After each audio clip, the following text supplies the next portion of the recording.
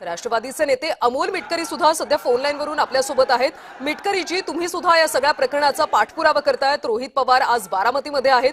पोलिसांसोबत नेमकी काय चर्चा होऊ शकते आणि पोलीस काय भूमिका घेतील असं वाटतं? खरं तर काल मरीन ड्राईव्ह पोलीस स्टेशनलाच त्यांनी एफआयआर नोंदवून घ्यायला हवा होता, जो तिथल्या वरिष्ठ अधिकाऱ्यांनी घेतला नाही, याचा निषेध आम्ही व्यक्त केलाय।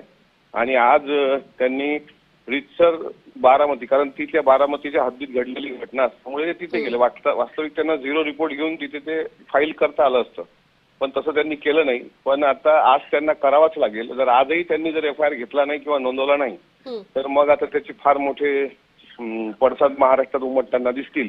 कारण व्हीएसआर कंपनीची चूक आहेच, डीजीसीएची चूक आहेच, त्या अधिकाऱ्यांच्या निष्काळजीपणामुळे आम्ही अजितदादांना गमावलंय। त्यामुळे रोहित पवार जो लढा लढतायत ना, त्या लढ्यामध्ये आम्ही त्यांच्या सोबत आहोत।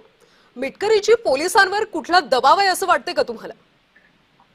कालचं तर प्रकरण पाहून त्यांना जे 2 फोन आलेत तिथल्या डीआयजींना, काय ते आयजी होते का डीआयजी, आय डोंट नो, त्या दर्जाचे अधिकारी, ते जे 2 फोन घेऊन अँटी चेंबर मध्ये गेले।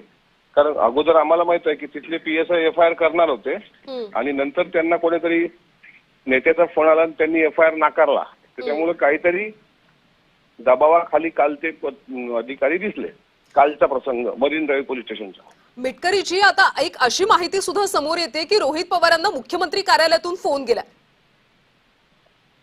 त्याबद्दल मला सांगता नाही येणार, कारण मी आता विधान भवनला आहे। त्यांना फोन कशासाठी गेलाय, काय गेलाय हे तेच अधिक सांगू शकतील। पण मी एवढं सांगतो की काल एफआयआर झाला असता, होत असता, पण त्यांनी का नाकारला? कारण शिवाजी पाडोदेंनी, तिथले जे पोलीस निरीक्षक आहेत, त्यांनी एफआयआर प्रक्रिया सुरू पण केली होती। त्यांचे अधिकारी तिथे येऊन त्यांनी डायरेक्ट आम्हाला येऊन सांगितलं की एफआयआर होऊ शकत नाही म्हणून। मिटकरीजी, आता ब्लॅक बॉक्स सुरक्षित आहे अशी सुद्धा माहिती समोर येते, त्यामुळे तुम्हाला काय वाटतं, ब्लॅक बॉक्स मधून कोणता डेटा रिकव्हर होईल? सुरक्षित आहे का याच्यावरच मला शंका आहे। पण आता तशी माहिती जर समोर येत असेल तर तिथली टेक्निकल माहिती मला नाही, पण मला एवढं मात्र नक्की कळतं की ब्लॅक बॉक्स इतक्या दिवसांनी सापडणे किंवा काल तुम्ही बघा डीजीसीएनी 1 महिन्यानंतर अहवाल देणे व्हीएसआर व्हेंचर संदर्भात, तर ह्या घटना फार संशयास्पद वाटतात। आता त्यातून काय रिकव्हर होईल, काय येईल, आल्यावर समजेल। मॅनेज होणार नाही तो ब्लॅक बॉक्स, एवढं मात्र मला कळतं।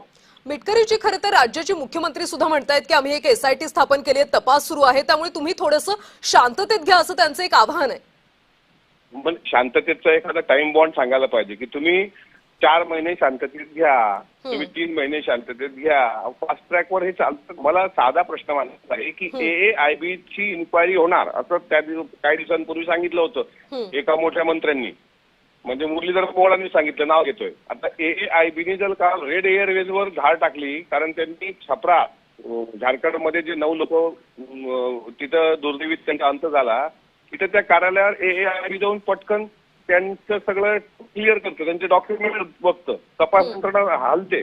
इथे तर दादासारखा नेता इतक्या मोठ्या दुर्दैवी घटनेनंतर सुद्धा एएआयबी त्या व्हीएसआर व्हेंचरच्या कार्यालयात का नाही गेली? त्याच्यामुळे या गोष्टीला टाइम बॉन्ड पिरियड द्यायला पाहिजे ना।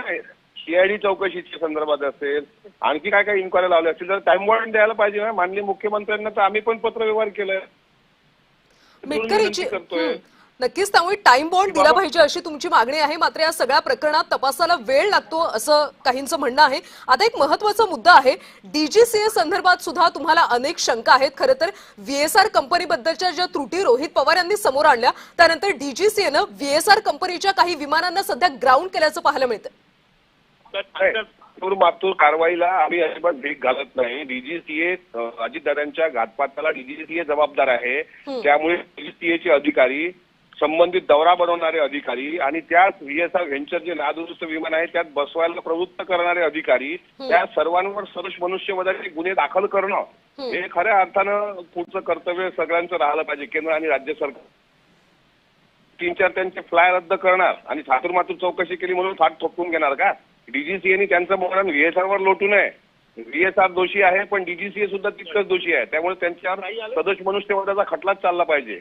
आणि आम्ही काय भावनेच्या भरात आता बोलणं आता बंद केलंय, आता प्रॅक्टिकलच बोलू। ठीक आहे, आता रडून रडून तरी किती रडायचं, आता आसवं सुकली डोळ्यातली, आता लढायचं, दादासाठी फाईट करायची, हे आता जीवनाचं अंतिम ध्येय घेऊन आम्ही त्याच्या तळापर्यंत जो डीजीसीए कुठे आहे तो डीजीसीए त्याचा मालक ते अधिकारी, पण आम्ही काय सोडणार नाही एवढं मात्र नक्की. आता केंद्रीय हवाई मंत्र्यांनी नायडू यांनी राजीनामा द्यावा अशी सुद्धा एक मागणी तुम्ही करताय.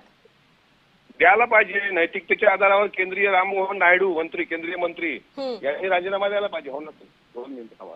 राजीनामा द्यायलाच पाहिजे. जर नैतिकता नावाचा प्रकार शिल्लक असेल, राज्याच्या उपमुख्यमंत्र्यांचा अपघात झाला विमानाचा, घातपात झाला अशी आम्हाला शंका आहे, आणि त्यांनी असे नादुरुस्त विमान जर केले असतील तर त्यांनी नैतिकतेच्या आधारावर राजीनामा द्यायला पाहिजे. नक्कीच मिटकरीची. नैतिकता त्यामुळे शिल्लक असेल तर बरं. नैतिकता शिल्लक नसेल तर राजीनामा देण्याचा प्रश्नच नाही. नक्कीच. त्यामुळे आता पुढे नेमकं काय घडतं, सरकारकडून किंवा डीजीसीए कडून, हवाई मंत्र्यांकडून काय कारवाई होते, या सगळ्याकडे आपले लक्ष असणार आहे. धन्यवाद या सगळ्या सविस्तर प्रतिक्रियेसाठी.